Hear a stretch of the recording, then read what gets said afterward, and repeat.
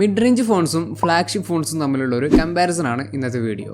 ഈ രണ്ട് വേർഡ്സ് നമ്മൾ ഈ വീഡിയോയിൽ കുറേ യൂസ് ചെയ്യുന്നുണ്ട്. അപ്പോൾ ഇത് എന്താണെന്ന് അറിയാതെ ഈ വീഡിയോ കാണരുത്. സ്മാർട്ട് ഫോൺസിനെ ഇങ്ങനെ കാറ്റഗറൈസ് ചെയ്തിട്ടുള്ളത് ഒരു ഫോണിൻ്റെ ബ്രാൻഡ്, ഫീച്ചേഴ്സ്, പ്രൈസ്, ഈ കാര്യങ്ങളൊക്കെ അടിസ്ഥാനമാക്കിയിട്ടാണ്. നമ്മളിവിടെ മെയിനായിട്ട് നോക്കുന്നത് പ്രൈസിൻ്റെ കാര്യമാണ്. അപ്പോൾ ഏകദേശം ഒരു 10,000 മുതൽ 20-25,000 രൂപ വരെ പ്രൈസ് റേഞ്ചിലുള്ള ഫോൺസിനെ നമുക്ക് മിഡ് റേഞ്ച് ഫോൺസ് എന്ന് വിളിക്കാം. ഇനി ഇതിനേക്കാൾ പ്രൈസ് കൂടിയ എക്സ്പെൻസീവായ ഒരു 40,000 റുപ്പീസിന് മുകളിലൊക്കെ ഉള്ള ഫോൺസിനെ നമ്മൾ ഫ്ലാഗ്ഷിപ്പ് ഫോൺസ് എന്ന് വിളിക്കും. മിഡ് റേഞ്ച് ഫോൺസിൽ തന്നെ നമുക്ക് അത്യാവശ്യം വേണ്ട എല്ലാ ഫീച്ചേഴ്സും കിട്ടാറുണ്ട്. പിന്നെ എന്തിനാണ് നമ്മൾ അത്രയും വില കൊടുത്ത് ഫ്ലാഗ്ഷിപ്പ് ഫോൺ വാങ്ങുന്നത്? അതുകൊണ്ട് എന്തെങ്കിലും ഉപകാരമുണ്ടോ എന്നുള്ള കാര്യങ്ങളൊക്കെ നമുക്ക് ഇന്ന് ഈ വീഡിയോയിൽ നോക്കാം. ആദ്യമായിട്ട് നമുക്ക് ഡിസൈനിൻ്റെ ബിൽഡ് ക്വാളിറ്റിയുടെയും തന്നെ കാര്യം പറയാം. നമ്മളൊരു മിഡ് റേഞ്ച് ഫോൺസിലെടുത്താൽ സാധാരണ ഒരു പ്ലാസ്റ്റിക് ബാക്ക് അല്ലെങ്കിൽ ഗ്ലാസ് ബാക്കുള്ള ഡിസൈനുള്ള ഫോൺസാണ് വരാറുള്ളത്. ആ ഗ്ലാസ് ബാക്ക് ആണെങ്കിൽ അതിൽ ഗൊറില്ല ഗ്ലാസിൻ്റെ പ്രൊട്ടക്ഷനും ഉണ്ടാകാറുണ്ട്. ഈ പ്ലാസ്റ്റിക് ബാക്ക് നമുക്ക് ഒഴിവാക്കാം, അത് കുറച്ച് ചീപ്പായിട്ടുള്ളൊരു മെറ്റീരിയലാണ്. പക്ഷേ ഗ്ലാസ് ബാക്ക് എന്ന് പറയുമ്പോൾ ഒരു പ്രീമിയം മെറ്റീരിയലാണ്. ഫ്ലാഗ്ഷിപ്പ് ഫോൺസിലും ഈ ഗ്ലാസ് മെറ്റീരിയൽ തന്നെയാണ് വരുന്നത്. അപ്പോൾ ഇവിടെ എന്താണ് മാറ്റം? ഗൊറില്ല ഗ്ലാസ് പ്രൊട്ടക്ഷൻ വരെയുണ്ട്. പിന്നെ ഈ ഫ്ലാഗ്ഷിപ്പ് ഫോൺസും മിഡ് റേഞ്ച് ഫോൺസും തമ്മിൽ എന്തെങ്കിലും വ്യത്യാസമുണ്ടോ? വ്യത്യാസം എന്ന് പറയുമ്പോൾ ചെറിയ രീതിയിലൊരു വ്യത്യാസം വരുന്നത് ഫ്ലാഗ്ഷിപ്പ് ഫോണുകളിലൊക്കെ ചില ഫോണുകളിൽ ഗ്ലാസിൻ്റെ കൂടെ കുറച്ച് പ്രീമിയം മെറ്റീരിയൽസ് കൂടെ ഉണ്ടാവും. അതേപോലെ ഫോൺ മാക്സിമം സ്ലിം ആയിരിക്കും. മിഡ് റേഞ്ച് ഫോൺസിൽ വരുമ്പോൾ ഗ്ലാസ് തന്നെ അത്യാവശ്യം നല്ല പ്രീമിയം ഡിസൈനാണ്, അതിലൊരു പ്രശ്നവുമില്ല. അതേപോലെ തന്നെ ഫ്ലാഗ്ഷിപ്പ് ഫോൺസിൻ്റെ അത്ര സ്ലിം അല്ല എന്നുണ്ടെങ്കിൽ കൂടെ നമുക്ക് അത്യാവശ്യം കൺവീനിയൻ്റ് ആയിട്ട് യൂസ് ചെയ്യാൻ പറ്റിയ ഒരു തിക്നെസ് മാത്രമേ മിഡ് റേഞ്ച് ഫോൺസിലും വരുന്നുള്ളൂ. അപ്പോൾ ഈ ഒരു കാര്യത്തിൽ വലിയ വ്യത്യാസമൊന്നുമില്ല. അടുത്തതാണ് ഡിസ്പ്ലേ. മിഡ് റേഞ്ച് ഫോൺസിൽ തന്നെ നമുക്ക് സൂപ്പർ AMOLED ഡിസ്പ്ലേ കിട്ടാറുണ്ട്. അതേപോലെ ഹൈ റിഫ്രഷ് റേറ്റ് ഡിസ്പ്ലേസ് കിട്ടുന്നുണ്ട്. ഫ്ലാഗ്ഷിപ്പ് ഫോണിലേക്ക് വരുമ്പോൾ ഇങ്ങനെ തന്നെയാണ്, നമുക്ക് സൂപ്പർ AMOLED ഡിസ്പ്ലേ കിട്ടും, അതേപോലെ ഹൈ റിഫ്രഷ് റേറ്റ് ഡിസ്പ്ലേസ് കിട്ടാറുണ്ട്. അപ്പോൾ ഇവിടെ എന്താണ് വ്യത്യാസം? ഈ രണ്ട് കാര്യങ്ങളിൽ ഒരു വ്യത്യാസവും വരുന്നില്ല. മിഡ് റേഞ്ച് ഫോൺസിൽ തന്നെ നമുക്ക് 120 Hz റിഫ്രഷ് റേറ്റിലുള്ള ഡിസ്പ്ലേസ് വരുന്നുണ്ട്. പക്ഷേ അതിലൊരു കുഴപ്പം, ചില ഫോൺസിലൊക്കെ, ചില വില കുറഞ്ഞ ഫോൺസിൽ പ്രൊസസ്സർ കുറച്ച് മോശമായതുകൊണ്ട് തന്നെ ഗെയിം കളിക്കുന്ന സമയത്ത് ആ റിഫ്രഷ് റേറ്റിൻ്റെ ഒരു സ്മൂത്ത്നെസ് കിട്ടാറില്ല, ചെറുതായിട്ട് ഒരു ലാഗ് പോലെയൊക്കെ വരാറുണ്ട്. ആ ഒരു കാര്യം ഒഴിച്ചാൽ, ചില ഫോണുകളിൽ അങ്ങനെ ഉണ്ട് എന്നതൊഴിച്ചാൽ കൂടുതൽ ഫോൺസിലും നല്ല റിഫ്രഷ് റേറ്റ് നല്ല അടിപൊളിയായിട്ട് വർക്ക് ചെയ്യുന്നുണ്ട്. പക്ഷേ ഇവിടെ ഒരു വ്യത്യാസം വരുന്നത്, ഫ്ലാഗ്ഷിപ്പ് ഫോൺസിൽ നമുക്ക് 2K ഡിസ്പ്ലേസ് അല്ലെങ്കിൽ 4K ഡിസ്പ്ലേസ് വരെ ഇപ്പോൾ കിട്ടുന്നുണ്ട്. അപ്പോൾ റെസൊല്യൂഷൻ്റെ കാര്യത്തിൽ ഫ്ലാഗ്ഷിപ്പ് കുറച്ച് മുന്നിലാണ്. കുറച്ചുകൂടെ നല്ല ക്ലാരിറ്റി കൂടിയ, കുറച്ചുകൂടെ റെസൊല്യൂഷൻ കൂടിയ ഡിസ്പ്ലേസ് നമുക്ക് ഫ്ലാഗ്ഷിപ്പ് ഫോൺസിൽ കിട്ടും. മിഡ് റേഞ്ച് ഫോൺസിലാണെങ്കിൽ ഫുൾ HD ഡിസ്പ്ലേസ് ആണ് കിട്ടാറുള്ളത്.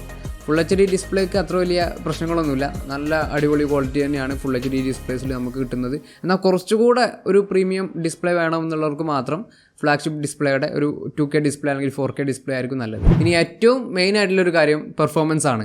മിഡ് റേഞ്ച് ഫോൺസിൽ എടുക്കുമ്പോൾ നമുക്ക് സാധാരണ ഒരു സ്നാപ്ഡ്രാഗൻ്റെ 7 സീരീസിലുള്ള ചിപ്സെറ്റാണ് കാണാറുള്ളത്. പിന്നെ മീഡിയാടെക്കിൻ്റെ G സീരീസിലുള്ള നല്ല പ്രോസസ്സറുകൾ, അതേപോലെ ഡയമൻസിറ്റി 5G ഫോൺ ആണെങ്കിൽ ഡയമൻസിറ്റി 800, 700 പോലെയുള്ള ചിപ്സെറ്റ്. ഫ്ലാഗ്ഷിപ്പ് ഫോൺസിലേക്ക് വരുമ്പോൾ മീഡിയാടെക്കിൻ്റെ ചിപ്സെറ്റ് അധികം കാണാറില്ല, ചില ഫോൺസിൽ മാത്രമേ വരാറുള്ളൂ. സ്നാപ്ഡ്രാഗൻ്റെ 800 സീരീസിലുള്ള പ്രോസസ്സറുകളാണ് വരാറുള്ളത്. മിഡ് റേഞ്ച് ഫോൺസിലെ ഈ 700 സീരീസിലുള്ള പ്രോസസ്സർ അല്ലെങ്കിൽ മീഡിയാടെക്കിൻ്റെ ചിപ്സെറ്റൊക്കെ നമ്മൾ നോക്കുന്ന സമയത്ത് നല്ല രീതിയിലുള്ള പെർഫോമൻസ് തന്നെ നമുക്ക് അതിൽ നിന്ന് തന്നെ കിട്ടാറുണ്ട്. ഗെയിം കളിക്കുന്ന സമയത്താണെങ്കിൽ പോലും PUBG, call of duty mobile പോലെയുള്ള ഗെയിംസൊക്കെ നല്ല ഗ്രാഫിക്സിലിട്ടിട്ട് നല്ല FPS കളിക്കാൻ കഴിയാറുണ്ട്. അതേപോലെ തന്നെ വീഡിയോ എഡിറ്റിംഗ് ചെയ്യുമ്പോൾ റെൻഡറിങ് ഒക്കെ നല്ല രീതിയിൽ തന്നെ ഇതിൽ ചെയ്യാൻ കഴിയാറുണ്ട്. പിന്നെ എന്താണ് നമുക്ക് ഫ്ലാഗ്ഷിപ്പ് ഫോൺസിലുള്ള ഗുണം? ഫ്ലാഗ്ഷിപ്പ് ഫോൺസിലാണെങ്കിൽ ഈ കാര്യങ്ങളൊക്കെ കുറച്ചുകൂടെ സ്മൂത്തായിട്ട് നടക്കുമെന്നേ ഉള്ളൂ. ഗെയിമൊക്കെ കളിക്കുന്ന സമയത്ത് കുറച്ചുകൂടെ ഗ്രാഫിക്സിലിട്ടിട്ട് നമുക്ക് കൂടുതൽ FPS കളിക്കാൻ കഴിയും. ഇത് നിങ്ങൾക്ക് യൂസ്ഫുൾ ആവുന്നത് നിങ്ങൾ ഹാർഡ് കോർ ഗെയിമറൊക്കെ ആണെങ്കിൽ. അതേപോലെ നിങ്ങൾ കുറേ വീഡിയോ എഡിറ്റിങ്ങും കുറേ എഫക്ട്സും കാര്യങ്ങളൊക്കെ വെച്ചിട്ട് വീഡിയോ എഡിറ്റിങ്ങും കാര്യങ്ങളൊക്കെ ചെയ്യുന്നവരാണെങ്കിൽ നിങ്ങൾക്ക് കുറച്ചുകൂടെ ഫാസ്റ്റായിട്ട് ആ വീഡിയോ എഡിറ്റിങ്ങും അതിൻ്റെ റെൻഡറിങ്ങും ഒക്കെ കൂടെ ഫാസ്റ്റ് ആക്കാനായിട്ട് ഫ്ലാഗ്ഷിപ്പ് സഹായിക്കും. അതല്ലാതെ ഒരു സാധാരണ യൂസർക്ക് ഇത്രയും പെർഫോമൻസ് ഉള്ളൊരു പ്രോസസ്സറിൻ്റെ ആവശ്യം വരുന്നില്ല. അടുത്ത ഏറ്റവും മെയിനായിട്ടുള്ളൊരു കാര്യമാണ് ക്യാമറ. ഒരു മിഡ് റേഞ്ച് ഫോണിലെടുത്താൽ തന്നെ ഒരു 48 MP, 64 MP ഒക്കെ ക്യാമറകൾ കാണാൻ കഴിയും. വെറും മെഗാപിക്സൽ മാത്രമല്ല, അതിനനുസരിച്ചുള്ള ക്വാളിറ്റിയും ഈ ഫോൺസ് തരാറുണ്ട്. നല്ല ക്ലാരിറ്റി ആണെങ്കിലും ഡൈനാമിക് റേഞ്ച്, കളേഴ്സ്, എല്ലാത്തിൻ്റെ കാര്യത്തിലും നല്ല പെർഫോമൻസ് തരുന്ന മിഡ് റേഞ്ച് ഫോൺസ് നമുക്ക് കുറേ കാണാൻ കഴിയും. ഫ്ലാഗ്ഷിപ്പിലേക്ക് വരുമ്പോൾ മെഗാപിക്സലിന് അത്ര ഒരു പ്രാധാന്യം കൊടുക്കാറില്ല. ബെസ്റ്റ് ക്യാമറയുള്ള ഫോണുകളിൽ വരെ ഒരു 12 MP ക്യാമറകളൊക്കെയാണ് യൂസ് ചെയ്യാറുള്ളത്. ഇനി നമ്മളിത് കമ്പയർ ചെയ്യുമ്പോൾ നിങ്ങൾക്കിപ്പോൾ സ്ക്രീനിൽ കാണാം, ഒരു ഫ്ലാഗ്ഷിപ്പ് ഫോണും മിഡ് റേഞ്ച് ഫോണിൻ്റെയും ക്യാമറ തമ്മിലുള്ള ഒരു കമ്പാരിസനാണിത്. ഈ രണ്ട് ഫോട്ടോകളും കാണുമ്പോൾ നമുക്ക് ഇതിൽ വ്യത്യാസം കാണുന്നുണ്ട്. പക്ഷേ ആ ഒരു പ്രൈസിനുള്ള ഡിഫറൻസ് നമുക്കിവിടെ കാണാൻ കഴിയുന്നില്ല. അതായത് നമുക്ക് അത്യാവശ്യം നല്ലൊരു ക്യാമറ മിഡ് റേഞ്ച് ഫോൺസിൽ തന്നെ കിട്ടുന്നുണ്ട്. ഇനി ഇതിനേക്കാൾ നല്ല പ്രൊഫഷണൽ ആയിട്ടുള്ള അടിപൊളിയായിട്ടുള്ള ക്യാമറ വേണം, നല്ല അടിപൊളി ഫോട്ടോസും വീഡിയോസും എടുക്കണമെന്നുണ്ടെങ്കിൽ നിങ്ങൾക്ക് ഫ്ലാഗ്ഷിപ്പ് ഫോൺ എടുക്കാം. മിഡ് റേഞ്ച് ഫോൺ എടുത്തു എന്ന് വിചാരിച്ച് പ്രശ്നങ്ങളൊന്നും ഉണ്ടാവില്ല. പക്ഷേ ഫ്ലാഗ്ഷിപ്പ് ഫോണിലാകുമ്പോൾ ആ ക്വാളിറ്റി കുറച്ചുകൂടെ കൂടും. പിന്നെ വീഡിയോയിലാണെങ്കിൽ പല ഫ്ലാഗ്ഷിപ്പ് ഫോൺസിലും OIS കിട്ടും, ഒപ്റ്റിക്കൽ ഇമേജ് സ്റ്റെബിലൈസേഷൻ കിട്ടും. അത് പല മിഡ് റേഞ്ച് ഫോൺസിലും കിട്ടാറില്ല. അതായത് വീഡിയോ എടുക്കുമ്പോൾ നമുക്ക് അധികം ഷെയ്ക്കോ കാര്യങ്ങളൊന്നും വരില്ല. അത്യാവശ്യം സ്മൂത്ത് ആയിട്ടുള്ള വീഡിയോസ് നമുക്ക് എടുക്കാൻ കഴിയും. അതേപോലെ തന്നെ ഫ്ലാഗ്ഷിപ്പ് ഫോൺസിൽ ക്യാമറയിലൊക്കെ കുറേ ഫീച്ചേഴ്സ് കാണാൻ കഴിയും. ഇപ്പോൾ ക്വാളിറ്റി കുറയാതെ കുറേ സൂം ചെയ്യാനുള്ള ഓപ്ഷൻസ്, അങ്ങനെ കുറേ ഫീച്ചേഴ്സ് ഫ്ലാഗ്ഷിപ്പ് ഫോൺസിൽ കിട്ടും. ഇനി ബാറ്ററി ലൈഫ് ഇതിൽ നേരെ തിരിച്ചാണ് വരുന്നത്.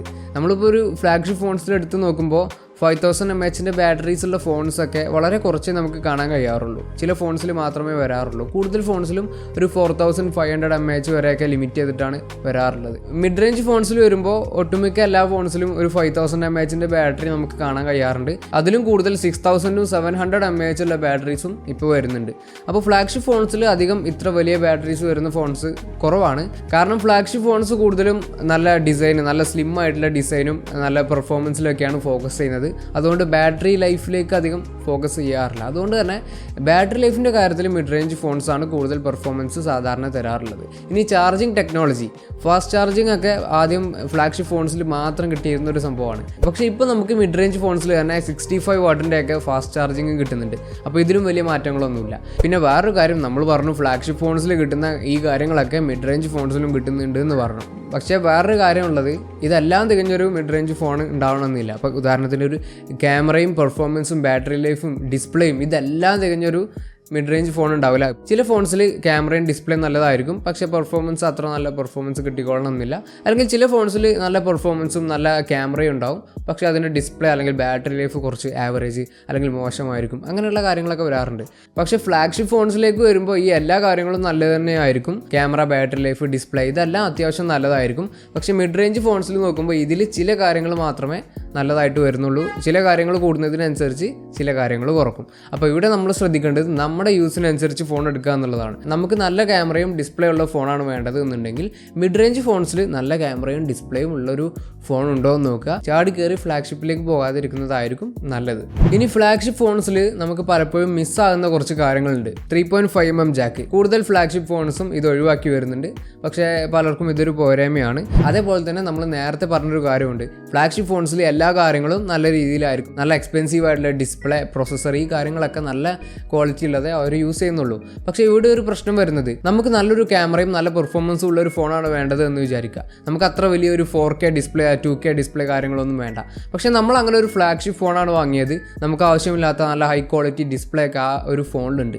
അതിൻ്റെ ഡിസ്പ്ലേ കേടുവന്നെന്ന് വിചാരിക്കുക. അതിൻ്റെ ഡിസ്പ്ലേ മാറ്റണമെന്നുണ്ടെങ്കിൽ ഒരു സാധാരണ ഫോണിൻ്റെ ഡിസ്പ്ലേ മാറ്റുന്നതിനേക്കാൾ കോസ്റ്റ് അതിന് വരുന്നുണ്ട്. കാരണം അതിൽ യൂസ് ചെയ്തത് അത്രയും എക്സ്പെൻസീവ് ആയിട്ടുള്ളൊരു ഡിസ്പ്ലേ ആണ്. അപ്പോൾ സർവീസ് കോസ്റ്റ് കൂടുതലായിരിക്കും ഫ്ലാഗ്ഷിപ്പ് ഫോൺസിൽ. ഏറ്റവും ഇമ്പോർട്ടൻ്റ് ആയിട്ടുള്ളൊരു കാര്യം ഡിപ്രിസിയേഷൻ ആണ്. നമ്മളൊരു വില കൂടിയ ഫോൺ വാങ്ങി ഒരു 2-3 മാസം കഴിയുമ്പോഴേക്ക് അതിൻ്റെ പ്രൈസ് കുറയുന്നത് നമുക്ക് കാണാൻ കഴിയും. ഒരു 50,000 റുപ്പീസുള്ള ഒരു ഫോൺ നമ്മൾ വാങ്ങിയിട്ട് ഒരു 2 മാസം കഴിയുമ്പോഴേക്ക് അതിൻ്റെ പ്രൈസ് 40,000 റുപ്പീസ് ആകുമ്പോൾ നമുക്ക് നല്ല സങ്കടം ഉണ്ടാവും. മാത്രമല്ല ഇതിൻ്റെ റീസെയിൽ വാല്യൂയും കുറയുന്നുണ്ട് ഈ സമയത്ത്. ഇതാണ് ഫ്ലാഗ്ഷിപ്പ് ഫോൺസിൻ്റെ ഏറ്റവും വലിയൊരു പോരായ്മ. ഇനി ഫ്ലാഗ്ഷിപ്പ് ഫോൺസിൽ ഏറ്റവും കൂടുതൽ കിട്ടുന്ന, എന്നാൽ മിഡ് റേഞ്ച് ഫോൺസിൽ കിട്ടാൻ ചാൻസ് ഇല്ലാത്ത കുറച്ച് കാര്യങ്ങളുണ്ട്. അതിൽ ഏറ്റവും മെയിൻ ആയിട്ടുള്ളത് വയർലെസ് ചാർജിങ്, IP സർട്ടിഫിക്കേഷൻ. അതേപോലെ ഫ്ലാഗ്ഷിപ്പ് ഫോൺസിൽ നമുക്ക് കുറേ കാലം അപ്ഡേറ്റ്സ് കിട്ടും. മിഡ് റേഞ്ച് ഫോൺസിലേക്ക് ആണെങ്കിൽ കൂടി പോയാൽ 1 വർഷമൊക്കെ നമുക്ക് സാധാരണ അപ്ഡേഷൻ കിട്ടാറുള്ളൂ. പക്ഷേ ഫ്ലാഗ്ഷിപ്പ് ഫോൺസിൽ ഒരു 2 വർഷം അതിൽ കൂടുതലൊക്കെ നമുക്ക് സോഫ്റ്റ്വെയർ അപ്ഡേറ്റ്സ് കിട്ടാറുണ്ട്. മിഡ് റേഞ്ച് ഫോൺസിൻ്റെ സോഫ്റ്റ്വെയർസിൽ കുറേ പരസ്യങ്ങൾ കാണാറുണ്ട്. അത് നമുക്ക് ഡിസേബിൾ ചെയ്യാൻ കഴിയുന്നതാണ്. എന്നാലും അങ്ങനെ ഒരു പ്രശ്നം വരാറുണ്ട്. പക്ഷേ ഫ്ലാഗ്ഷിപ്പ് ഫോൺസിലേക്ക് വരുന്ന സമയത്ത് ഇങ്ങനെയുള്ള പരസ്യങ്ങളൊന്നും നമുക്ക് കാണാൻ കഴിയില്ല. അപ്പോൾ ഇത്ര കാര്യങ്ങളാണ് നമുക്ക് പറയാനുള്ളത്. നമ്മളൊരു ഫോൺ എടുക്കുമ്പോൾ നമുക്ക് എന്താണ് ഏറ്റവും വേണ്ടത് എന്നുള്ളത് നോക്കിയിട്ട് അതിനനുസരിച്ചുള്ള ഫോൺ മിഡ് റേഞ്ച് ഫോൺസിൽ ഉണ്ടോ എന്ന് നോക്കുക. എന്നിട്ട് അതിൽ നമുക്ക് പറ്റിയൊരു ഫോൺ ഉണ്ടെങ്കിൽ നമുക്കത് സെലക്ട് ചെയ്താൽ തന്നെ നല്ലൊരു ഫോണായിരിക്കും. ഇനി നമുക്ക് പറ്റിയ ഫോൺ മിഡ് റേഞ്ച് ഫോൺസിൽ ഇല്ല എന്നുണ്ടെങ്കിൽ മാത്രം ഫ്ലാഗ്ഷിപ്പ് ഫോണിലേക്ക് പോകുന്നതായിരിക്കും നല്ലത്. വീഡിയോ ഇഷ്ടപ്പെട്ടെങ്കിൽ ലൈക്ക് ചെയ്യുക, ഷെയർ ചെയ്യുക, സബ്സ്ക്രൈബ് ചെയ്യുക. അടുത്തൊരു വീഡിയോയിൽ കാണാം. ബൈ.